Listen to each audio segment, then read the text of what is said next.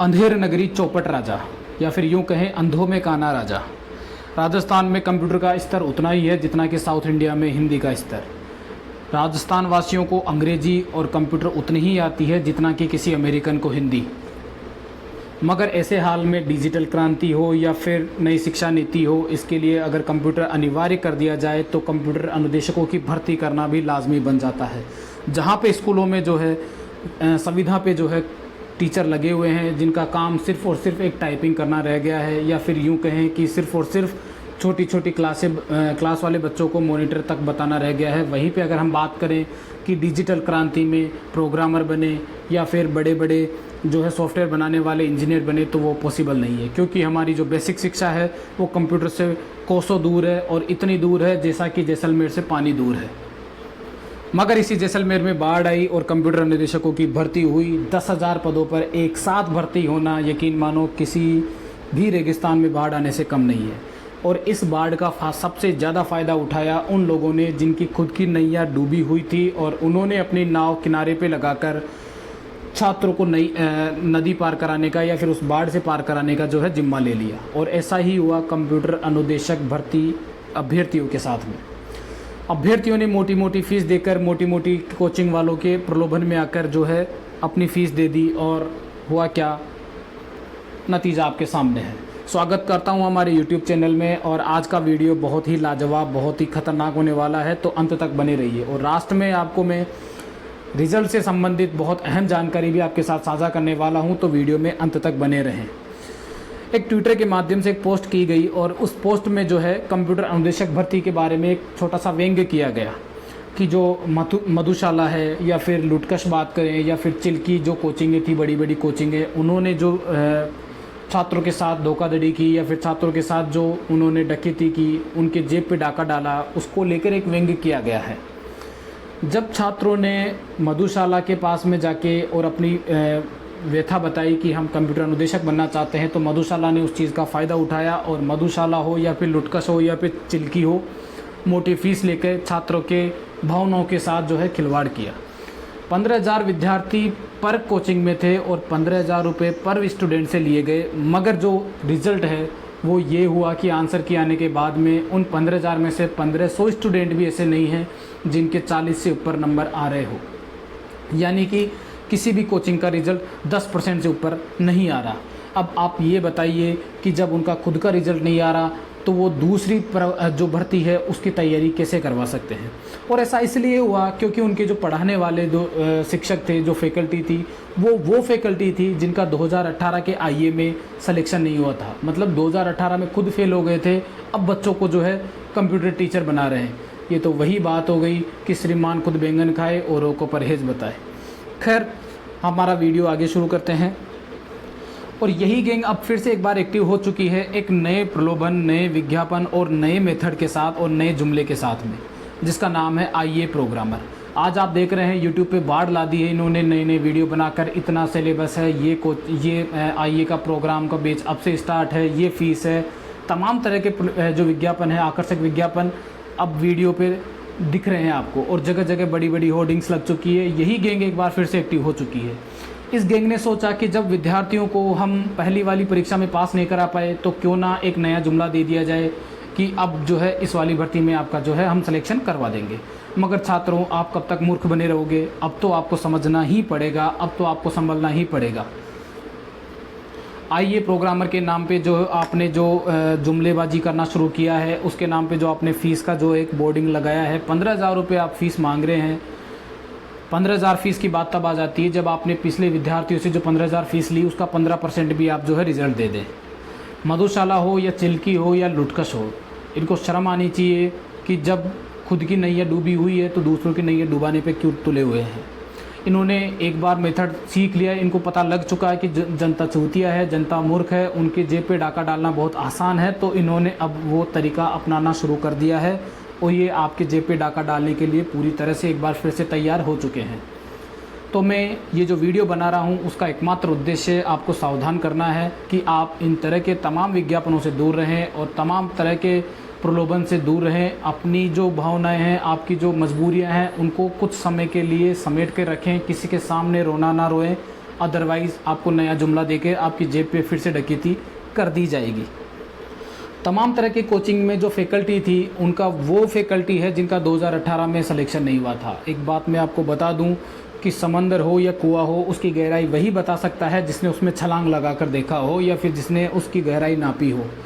किनारे पे रह के सिर्फ़ और सिर्फ अंदाज़ा लगाया जा सकता है, और आज की परीक्षाएं, आज का कंपटीशन अंदाज़ों से नहीं, सिर्फ़ और सिर्फ अनुभव या गहन पढ़ाई के साथ जो है वो तय होता है।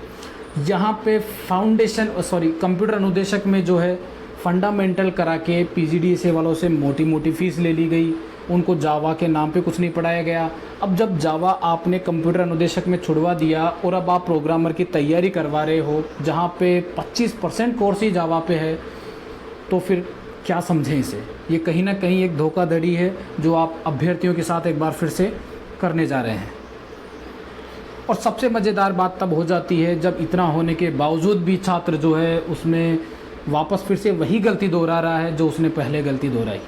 मतलब कंप्यूटर अनुदेशक में रिज़ल्ट नहीं आया, उससे पहले ही IE के कोर्स लेके बैठ गए हैं और IE की तैयारी शुरू कर दी है। एक बार जिस कोचिंग या फिर जिस मधुशाला या जिस लुटकश या फिर जिस चिल्की की आप जा रहे हैं, उसके द्वार पे आप जा रहे हैं, तो एक बार उसका परिणाम देख लें कि जो पहले की भर्ती परीक्षा थी उसमें उनका परिणाम क्या रहा। मैं किसी भी कोचिंग से संबंध नहीं रखता हूँ या फिर किसी भी कोचिंग से मुझे कोई एतराज़ नहीं है, मगर मैं उन गरीब छात्रों के साथ हूँ जो कहीं ना कहीं अपने मिडिल क्लास या फिर गरीब परिवार से बिलोंग करते हैं और बहुत मुश्किल से पैसा जुटाकर जो है तैयारी कर रहे हैं। एक तरफ जहाँ सरकार उनका शोषण कर रही है, वहीं पे शिक्षक के नाम पे जो ये कोचिंग वाले हैं वो भी उनका शोषण करने पे लग रहे हैं। तो छात्र दोनों तरफ से मर रहा है। मेरा उद्देश्य ये सिर्फ इतना सा है कि मैं आपको आगाह कर दूं, सावधान कर दूं कि अब जो है आप इस तरह के बहकावे में ना आए। अब आप सोच रहे होंगे कि आपका जब बैकग्राउंड कंप्यूटर का है तो आप इस समय में क्या करें। तो मैं आपको कुछ सजेशन देना चाहूँगा कि आप इस समय का जो है सदुपयोग कैसे कर सकते हैं।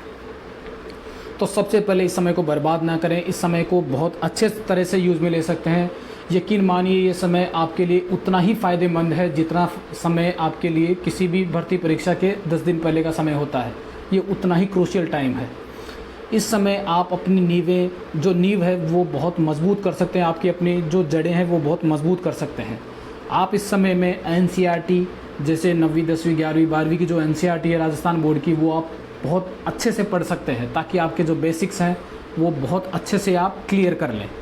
सेकंड चीज़ जो आप कर सकते हैं वो है आप कंप्यूटर पे प्रैक्टिकली जो है वो करें, प्रोग्राम बनाएं, C के प्रोग्राम बनाएं, MS वर्ड की फ़ाइल बनाएं या फिर कंप्यूटर को अच्छे से चला के देखें, उनके सारे फंक्शन सीखें।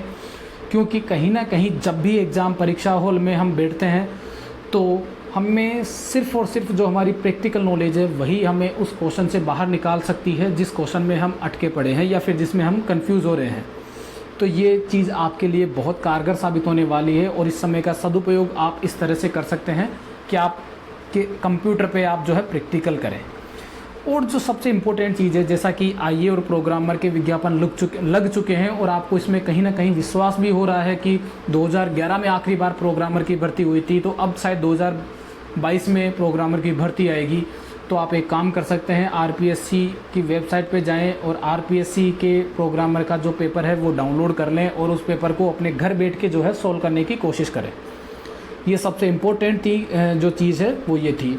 और एक और इम्पोर्टेंट चीज़ मैं आपको बता देता हूँ, अगर आपका मन फिर भी ये कहता है कि नहीं आपको किसी न किसी कोचिंग में दाखिला लेना है और किसी न किसी कोचिंग में जो है तैयारी करनी है, तो छात्रों बिल्कुल मैं आपको मना नहीं करूँगा, लेकिन आपको एक अनुरोध करना चाहूँगा कि पिछली बार की गलती ना दोहराएं। अब की बार जो है एक बार ये जैसे ही जो भर्ती परीक्षा हुई थी, कंप्यूटर अनुदेशक भर्ती परीक्षा का जो परिणाम है वो जारी होने दें। परिणाम के बाद में आप देखें, आंकलन करें कि किस कोचिंग, चाहे मधुशाला हो, चिल्की हो या लुटकस हो या फिर और भी जो लुटियंस गैंग हैं जो एक्टिव हैं उनके हो, एक बार उनको देखें और उनके परिणाम को देखें। परिणाम को देखने के बाद में उसका आकलन करें और फिर जो है किसी भी कोचिंग में दाखिला लें। याद रखना दोस्तों, मक्खन लगाने वाले के ही हाथ में चाकू होता है और शक्कर चाहे कितनी भी मीठी क्यों ना हो बहुत ज़्यादा नुकसानदेह होती है, और नीम चाहे कितना ही कड़वा क्यों ना हो बहुत फ़ायदेमंद होता है। मेरी बातें कड़वी बहुत है, मगर आपके हित की बात मैं कर रहा हूँ और आपके फ़ायदे की मैं बात कर रहा हूँ। अब बात करते हैं कंप्यूटर अनुदेशक के रिज़ल्ट को लेकर ताज़ा अपडेट क्या आ रही है हमारे सामने।